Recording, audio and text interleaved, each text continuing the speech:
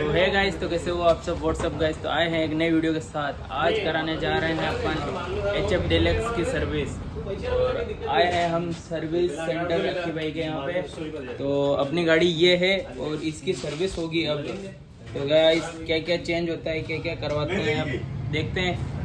और वीडियो में बने रहिए और वीडियो को लाइक कर देना, शेयर कर देना। फेसबुक से देख रहे हो तो आईडी को फॉलो कर देना। ये अपने पिताजी की बाइक है HF डीलक्स, जिसकी कंडीशन आप देख सकते हो बिल्कुल ख़राब है अभी। तो गैस पूरी सर्विस दिखाते हैं आपको क्या क्या चेंज होता है। सर्विस में सबसे पहले हमारी बारी आती है इंजन ऑयल निकालने की। तो हम इंजन ऑयल को निकालते हैं। इसके नीचे 17 नंबर का बोल्ट है, उसको ओपन करते हैं। हमेशा सॉकेट स्पेनर यूज़ करना है। ऐसा नहीं कि आप अपने रिंग पाना बोलते हैं, उससे मशक्क़त नहीं करनी है। इससे खोलेंगे तो जल्दी खुल जाएगा। अब देखते हैं इसमें पूरा ऑयल निकलता है या नहीं निकलता। मुट्ठी पर निकला मेरे को तो नहीं लग रहा भाई, पाव पर निकलेगा और गाड़ी खुद करेगी। गरम है ये ये इसका ब्लड है, देखो ये देखो इसमें एमरी है। जो मेरे हाथों में ये अलग बारीक से पार्टिकल चमक रहे हैं, ये देखो ये एमरी है सारी।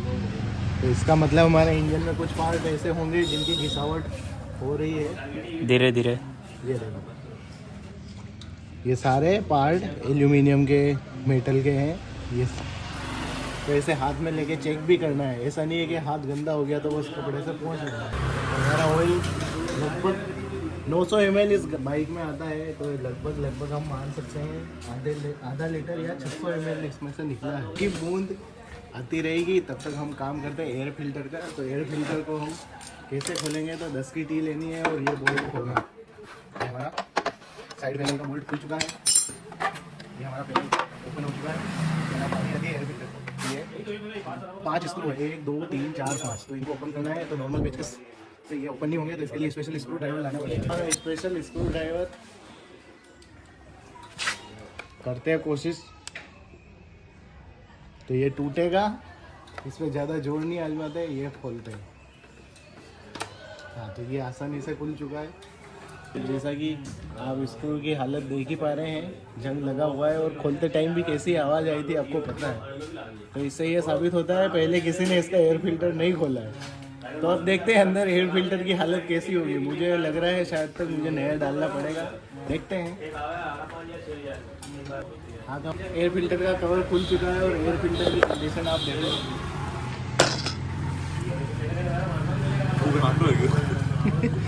तो इसको देख के ये साबित होता है कि इसको जो बारिश का टाइम था उसके बाद में ये खुला ही नहीं है। क्योंकि ये देखो यहाँ पर फफूंद आई हुई है। और ये जब ये गीला होता है, इसमें नमी आती तभी ये चीज़ें इसमें बनती है। और सबसे अच्छी बात ये रही कि इसमें कोई चूहा हुआ नहीं घुसा है। लेकिन एयर फिल्टर हम चेंज करेंगे क्योंकि इसके रेसे निकल चुके हैं, इसकी हालत ख़राब है। तो इससे हमारे बाइक की परफॉर्मेंस और पिकअप और माइलेज बढ़ जाएगा, ताकि भाई जिस काम से आए हैं वो काम पूरा हो जाएगा। तो इसको भी क्लीन करते हैं। आ चुका है हमारे पास में नया एयर फिल्टर, जो कि आप देख ही सकते हो, यूनो मिंडा का है। और ये है इसका कलर और इसका कलर आपको पता चल रहा होगा। तो ये तो ख़त्म है, लगाते हैं ये। तो इसको इंस्टॉल कैसे करना है, तो इसमें कोई रॉकेट साइंस नहीं है। ये इसमें लगाना है और यहाँ पे इसका कट बना हुआ है। तो पेचकस की सहायता से इसको दबाएंगे और ये इसके अंदर ये लग गया। सेम ऐसे ही हम इस ढक्कन को भी इसमें सेट करेंगे। ये देखो ये इजी लग चुका है। अब रही बात अपने जो स्क्रू थे, तो इनको हमने ऑयल में गीला कर दिया है और इसमें एक्स्ट्रा ऑयल लगा के फिर इसको टाइट कर देंगे, ताकि नेक्स्ट टाइम इसको ओपन करेंगे तो ज़्यादा दिक्कत नहीं आएगी। लगाते हैं स्क्रू। एयर फिल्टर का काम हो चुका है, अब इसको साफ कर देते हैं। ये देखो एकदम चमकदार, चमक ऐसी नहीं जैसी। तो इसका मतलब ये नहीं कि बस बाहर से ही चमकाना है, हमने अंदर से भी क्लीनिंग की है। ऐसा नहीं है बस कपड़ा लेके बाहर से घुमा दो और कस्टमर को बोल दो हाँ भैया मैंने काम कर दिया है। अब बारी आती है बोल्ट या ड्रेन प्लग, जो भी बोले इसको कसना है। तो सबसे पहले इसको नीचे से साफ करेंगे, फिर इसको मूव करना है। जब ये थोड़ा टाइट हो जाएगा फिर हम इसमें ये सॉकेट लगाएंगे और टाइट कर लेंगे। ऐसा नहीं है कि पहले ही पाना लेकर घुमा दें, जब तक फ्री मूव करता है तब तक फ्री घुमाते रहें। इससे क्या होगा कि हमारे जो चेम्बर की अंदर जो थ्रेड बनी हुई होती है, जिनको हम देसी भाषा में बोलते हैं चूड़ियाँ, तो वो ख़राब नहीं होगी। और ये देखो, ये इस पर लोड ले लिया। अब बारी आती है इंजन ऑयल डालने की। तो इंजन ऑयल में लेके आता हूँ, फिर आपको चेक करूँगा। हाँ। तो अब बारी आती है इंजन ऑयल की। पर इंजन ऑयल डालने से पहले एक बात और, ये देखो यहाँ पे हल्का फुल्का ऑयल लीकेज है, तो हम इसको भी खोलेंगे और किक की जो ऑयल सील आती है वो भी डालेंगे। तो सबसे पहले मैं ऑयल सील लाता हूँ और उसको कैसे डालते हैं, क्या करते हैं, वो आपको दिखाते हैं। 10 का स्पैनर लेना है और इसको ओपन करना है। तो बोल्ट हमारा खुल चुका है, ये ओपन हो चुकी है। अब देखो आप यहाँ से आपको बिल्कुल एकदम क्लियर दिख रहा होगा। ये देखो धूल लगी हुई है। धूल क्यों लगी हुई है? ऑयल निकलता है और ऑयल धूल को आकर्षित करता है और धूल फिर ऐसे जम जाती है। तो इसको कपड़े से साफ करता हूँ। तो यहाँ पे नज़दीक लाएंगे कैमरा को और मैं आपको चेक करवाता हूँ। तो ये देखो, इधर से ये कॉलर अंदर है और इधर से बाहर है, यानी कि इसमें पहले भी ऑयल सील डाली गई थी, लेकिन जिसने भी इसमें डाली थी उसने सही तरीके से फिट नहीं की थी, इस कारण ये हल्की सी बाहर है। और ऑयल सील में क्या होता है, तो ये देखो ऑयल सील ये है, अगर ये हल्की सी भी टेढ़ी रहेगी तो इसमें जो शाफ्ट रहेगी उसमें से ऑयल लीकेज होगा, क्योंकि इसकी जो पूरी जो सील होती है वो काम नहीं करेगी, गोलाई में वो नहीं आएगी, शाफ्ट को दिक्कत होगी और ऑयल लीकेज होगा। तो इसको निकालते हैं। तो निकालने के लिए क्या है, तो कुछ नहीं करना है, इसे नोज प्लार को लेना है और ये देखो ये बाहर आ चुकी है, ये हमारी ऑयल सील। और ये देखो आप यहाँ पे ये ऑयल निकला है इससे, यानी कि ये लीकेज हो रही थी। ये हालत देखो इसकी। तो नहीं डालते हैं। अब इसमें थोड़ा सा ऑयल लगाएंगे, क्योंकि डायरेक्ट नहीं लगानी है, डायरेक्ट लगाएंगे हो सकता है ये स्प्रिंग, इसके अंदर एक स्प्रिंग लगी होती है जो कि राउंड में होती है, तो उसको भी सेट करना है। तो सबसे पहले हम थोड़ा सा ऑयल लेंगे, ये आ चुका है, और इसके अंदर ऑयल लगा के इसको थोड़ा सा लूज़ करेंगे, साथ ही साइड में भी लगा देंगे। ये लूज़ हो चुकी है हमारी, ये देखो। अब इसको ऐसे घुमाते हुए अंदर बैठाना है, ऐसा नहीं है आपको डायरेक्ट घुसेड़ना है, इसको हल्का हल्का रोटेट करना है। ये हमारी अंदर जा चुकी है। अब बारी आती है इसको फिट करने की। तो यहीं पे सबसे ज़्यादा प्रॉब्लम होती है, क्योंकि पहले जिसने ऑयल सील लगाई थी उसने ध्यान नहीं दिया था। इसको बैठाने के लिए कुछ नहीं करना है, 16 नंबर की ऐसी बड़ी या लंबी जो हमारा सॉकेट आता है, जिसको बोटी बोलते हैं, तो उसको लेना है और ऐसे ये देखो हल्का सा जोर मारेंगे और ये अंदर बैठ चुकी है, कहीं से भी ये बाहर नहीं है, ये एकदम परफेक्ट। तो लगाते हैं किक को वापस। इंजन ऑयल की इंजन ऑयल हम इसमें यूज़ करेंगे बॉश का, जो हमारे बजट में भी रहेगा और सबसे बेस्ट है। और इसकी ग्रेड वही है 2040 जो इस बाइक में डलती है। ये गाड़ी हमारी BS4 है, तो इसमें हम यही ऑयल डालेंगे। ये BS6 नहीं है तो इसमें 10-30 नहीं होगा, इसमें 20-40 डालना है। और ग्रेड वही है API SL JSO MA2 2040। तो इसको ओपन करते हैं। तो ये देखो, ये आपके सामने इसको ओपन करता हूँ और ये ऑयल,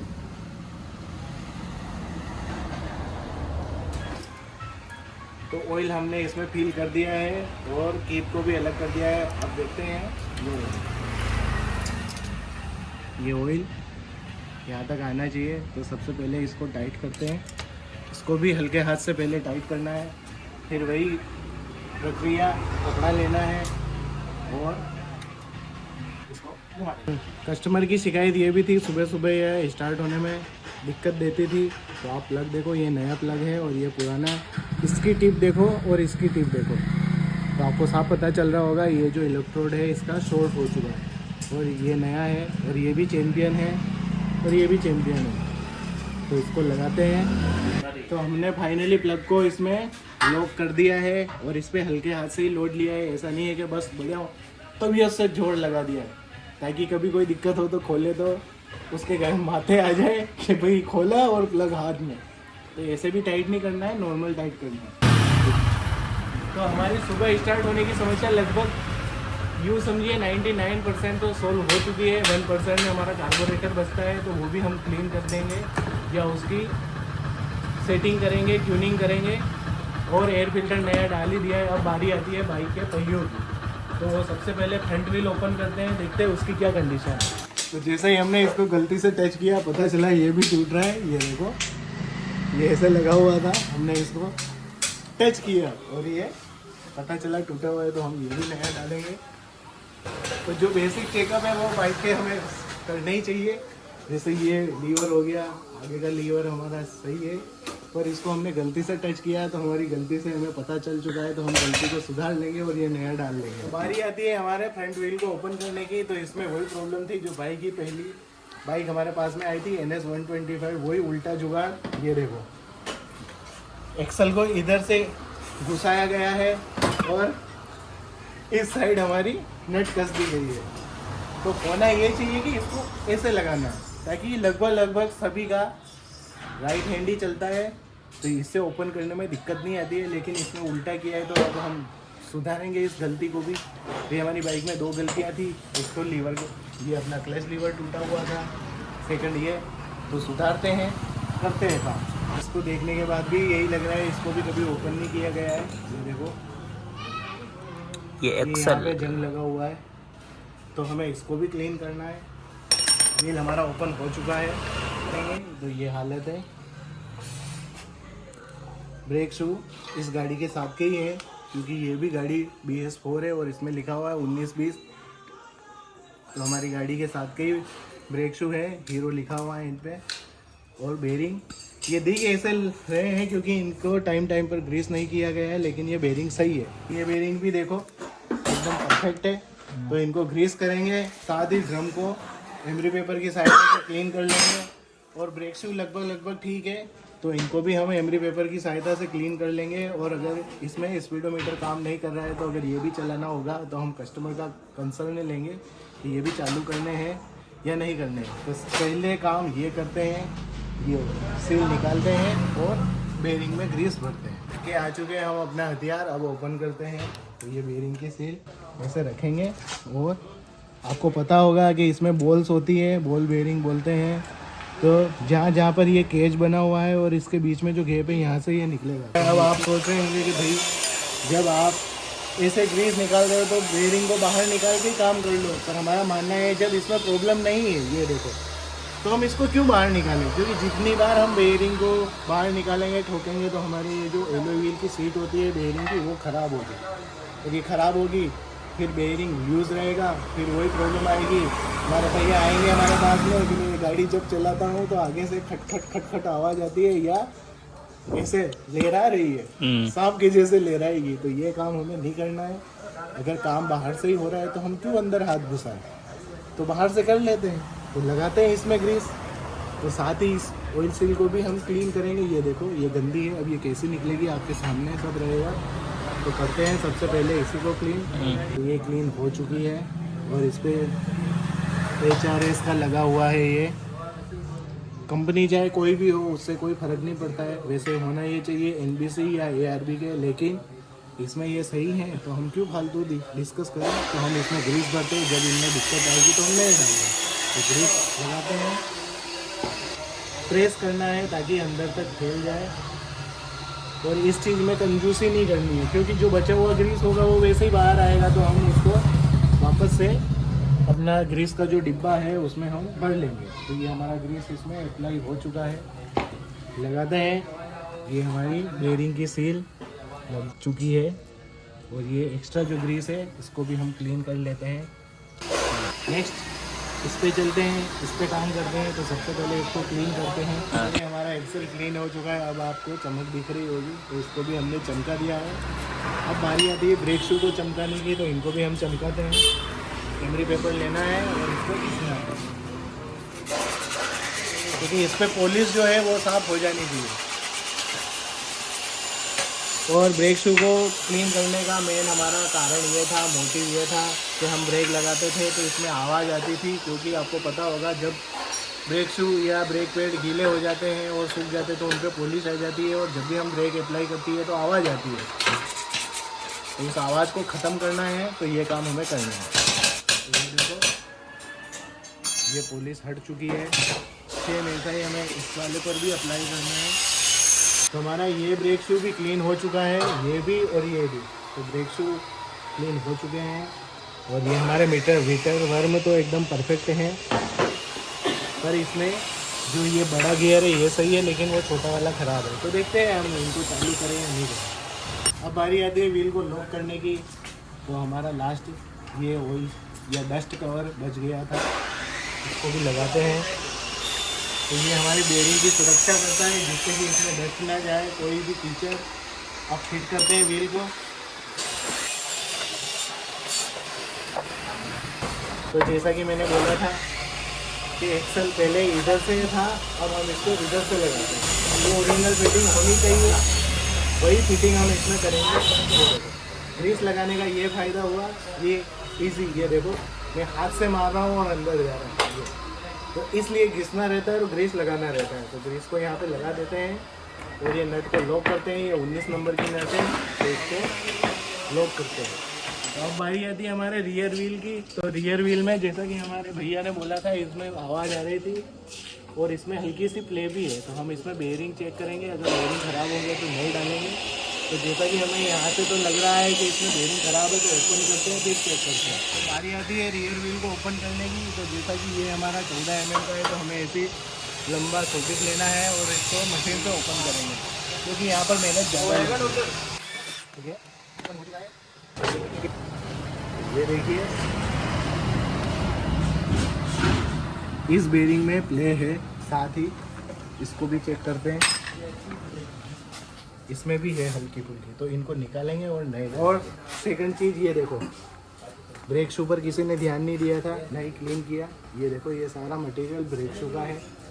तो ऐसा नहीं करना है, अगर आप भी काम करें तो क्लीन कर लेना। हालांकि ये देखो, अब ये पता नहीं कौन सी कंपनी के है, सोनिल। तो ऐसा नहीं करना है, आपको AS के या हीरो के ओरिजिनल जो ब्रेक शू मिलते हैं वही डालने हैं। ये फर्जी कंपनियों के ब्रेक शू नहीं डालने, ये ज़्यादा लंबे नहीं चलते और हमारी जेब पर खर्चा आता है, क्योंकि पैसे तो वो वही लेंगे जो ओरिजिनल के लेते हैं।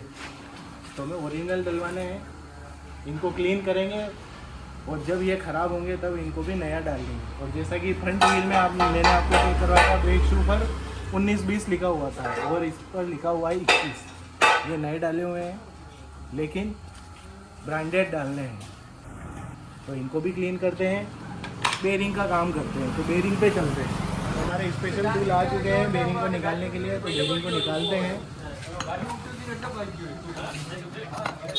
बेयरिंग निकल चुका है और ये बेयरिंग देखो, ये इसमें प्ले है।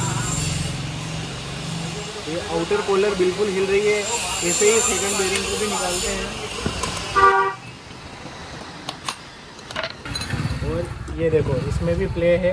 ये अब मैं नए बेयरिंग लाता हूँ और मैंने आपको बोला था बेयरिंग हम ब्रांडेड डालेंगे, तो हम ARB या MBC के बेयरिंग लेके आते हैं हमारे बेयरिंग की। तो ये देखो हम ओरिजिनल लेके आए हैं ARB। तो हमने 2 का सेट लिया है, तो दोनों बेयरिंग आ चुके हैं। इसकी ज़रूरत नहीं, इसको फेंकते हैं, इनको लगाते हैं, क्योंकि हमारे काम की चीज़ ये है। और इनमें भी ये कवर नहीं है, इसके अंदर जो बेयरिंग है वो हमारे काम के है। निकालते हैं उनको। पिन है जो कि हमने इससे निकाला है। ये देखो इसमें कोई प्ले नहीं है, जो कि हमारे पुराने बेयरिंग में थी। साथ ही एक और बेयरिंग को निकालते हैं, कोई प्ले नहीं है। तो ये खासियत होती है ओरिजिनल और ब्रांडेड बेयरिंग की, इन पर कोई नाम पता नहीं है। ये देखिए ये NBR ये लिखा हुआ है, HRS। ये मैंने तो नहीं सुना ये कंपनी कौन सी है, पर ठीक है, अपना काम हो चुका है। जो गलतियाँ दूसरों ने की हम उनको सुधारते हैं और अपनी गाड़ी को बढ़िया बनाते हैं। तो गाड़ी आती है ग्रीस को भरने की, तो वही टेक्निक बढ़िया दबा के क्या है। और ये देखो नई जो हमारा सील होती है, ये कैसी होती है, इसको लगाते हैं। देखिए मैंने बोला था ना, इधर से मैंने दबाया, इधर निकल चुका है। तो अब अच्छे से और लगाते हैं ग्रीस। एक बेयरिंग में ये सील है एक साइड और एक साइड नहीं है, तो हम ऐसा करेंगे, जो हमारा पुराना बेयरिंग है उसकी सील लेंगे और एक तरफ वो लगा देंगे। तो बारी आती है सेकंड साइड भी हमारे सील को लगाने की। तो हमने पुराने बेयरिंग से ले लिए है, इसको अच्छे से क्लीन कर दिया है। आपके दिमाग में आ रहा होगा अभी बेयरिंग पे तो नंबर नहीं लिखा है, वापस एक बार और दिखा देता हूँ मैं। ये 6301 है, इस पर नहीं लिखा हुआ है, लेकिन मैं आपको बता देता हूँ। तो हमारे भैया थोड़ा कैमरा फोकस करेंगे। ये देखो, ये यहाँ पे लिखा हुआ है 6301 6301।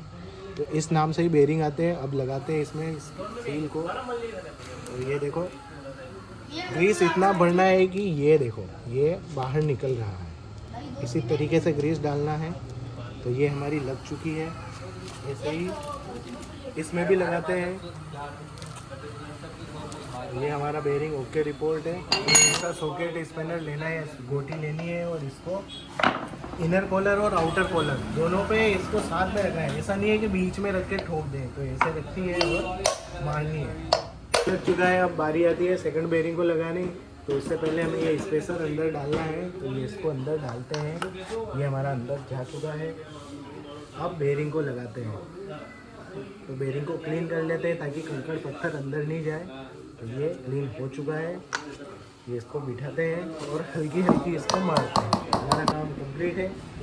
बेरिंग की शिकायत हमारी दूर हो चुकी है। बात आती है ड्रम को किसने की और ब्रेक शू को किसने की। तो ड्रम को भी हम क्लीन कर लेते हैं। इसमें भी ज़्यादा टाइम नहीं लगता है। तो ये देखो, ये ब्रेक शू, इनको भी क्लीन करते हैं। अब आप देख पा रहे होंगे, ये देखो, ये जो पॉलिश है, इस पॉलिश को हमें ख़त्म करना है। ये इनको क्लीन करते हैं। तो हमारी पॉलिश क्लीन हो चुकी है ये दोनों तरफ से। अब इनको फिट करते हैं। और ये हमारे जो कपलिंग रबड़ है ये हमारे सही है। तो इनको हम चेंज नहीं करेंगे क्योंकि ये एकदम परफेक्ट है, इनको कोई टूटा हुआ नहीं है। तो लगाते हैं व्हील को। दिमाग में एक चीज़ आ रही होगी कि भाई व्हील के बेरिंग तो आपने चेक कर लिए, हो सकता है इस पॉकेट का बेरिंग ख़राब हो, तो उसको कैसे चेक करना है वो भी चेक करते हैं। ये देखो, अब ठीक है, हम बाइक के पास में, और ये इस पॉकेट का हमारा हब है।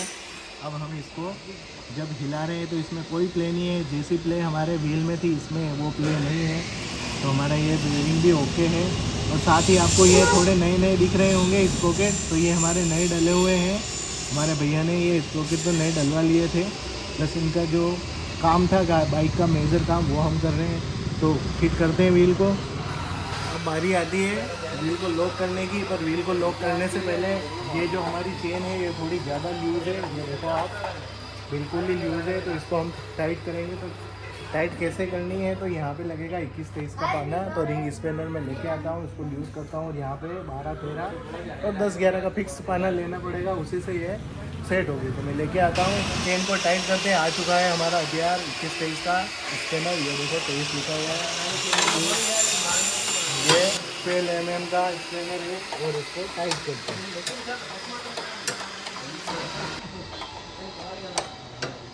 तो ये देखो हमारी चेन ऊपर आ चुकी है। तो इसको हमें ऐसे सेट करना है, ना ज़्यादा लूज है ना ज़्यादा टाइट। हमारा व्हील एकदम फ्री होना चाहिए। तो फाइनली सारी सेटिंग हमारी चेन की, व्हील की हो चुकी है। हमने व्हील को लॉक भी कर दिया है। तो हमारा लगभग सर्विस का जो मेन काम था, मेजर काम था, वो हो चुका है। अब इसमें जैसे कि ये थोड़े लूज़ हैं सीट और टैंक का कवर, साथ ही हमारे आगे का जो वाइजर है उसमें भी थोड़ी प्रॉब्लम है। तो वो सॉल्व करनी है, तो उस काम को करते हैं। तो अब बारी आती है बैटरी को चेक करने की। तो हम ये पैनल ओपन करते हैं। तो यहाँ से खुल चुका है। अब यहाँ पर सीट के नीचे स्क्रू लगा हुआ है, तो उसको भी निकालते हैं। ये हमारा पैनल खुल चुका है। और आपको एक चीज़ और दिख रही होगी, गाड़ी थोड़ी चमक रही है। तो हमने इसकी वॉश करवा दी है क्योंकि हमारा मेन सर्विस का काम हो गया था। तो हमने सोचा क्यों ना बाइक को वॉश करवा देते हैं। तो वॉश हो चुकी है। अब छोटे मोटे जो बॉडी के काम देखने या इलेक्ट्रिकल फॉल्ट चेक करने, वो हम चेक करते हैं और देखते हैं कि क्या बैटरी ख़राब है या हमारी बाइक करंट जनरेट नहीं कर रही है। जो भी प्रॉब्लम होगी हम चेक करते हैं। हम मल्टीमीटर को चेक करते हैं हमारी बाइक करंट निकालती है या नहीं। तो आप यहाँ पे रीडिंग चेक करना। मैं इसके प्रोब्स को जोड़ता हूँ। नेगेटिव को नेगेटिव में लगाते हैं, पॉजिटिव हमने खोल ही लिया है। तो इसमें चेक करते हैं। और ये देखो करंट आ चुका है 4 वोल्ट। अब इसमें हल्का सा एक्सीलरेट करेंगे, क्या करंट बढ़ता है। ये 4 वोल्ट ये देखो। तो इससे हमारी बैटरी चार्ज हो जाएगी, कोई प्रॉब्लम नहीं है। इसका मतलब हमारी बैटरी ख़राब है। जब बात आई इंडिकेटर को खोलने की, तो ये देखो इसमें समस्या ये थी, इंडिकेटर टूट चुका है।